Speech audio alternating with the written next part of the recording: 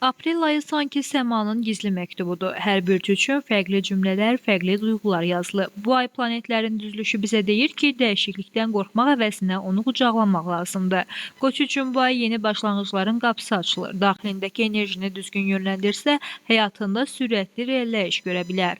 Buğa isə səbrinin bəhrəsini toplamağa başlayır. Gecikmiş uğurlar indi özünü göstərir. Əkizlər üçün ünsiyyət qızıl açara çevrilir. Doğru sözlər doğru qapıları açacaq. Xərçəng daxili dünyasına daha çox diqqət yetirməlidir. Bəzən cavablar kənarda deyil, içimizdədir. Şir bu ay diqqət mərkəzində olacaq. Amma unutmamalıdır ki, parlaq olmaqla yanaşı başqalarını da işıqlandırmaq lazımdır.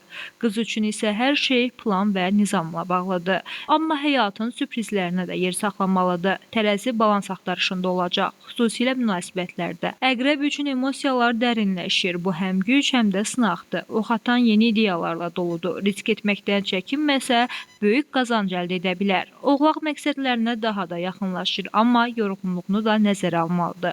Dolça üçün isə yaradıcılıq zirvədədir. Fərqli düşünmək bu ay onun ən böyük üstünlüyüdür. Balıqlar isə hissləri ilə yol tapır. İntuisiya onu doğru istiqamətə aparacaq. Bu ayın mesajı sadədir. Hər şey dəyişir və bu dəyişiklik sənin xeyrinə işləyə bilər. Əgər ona inanırsansa.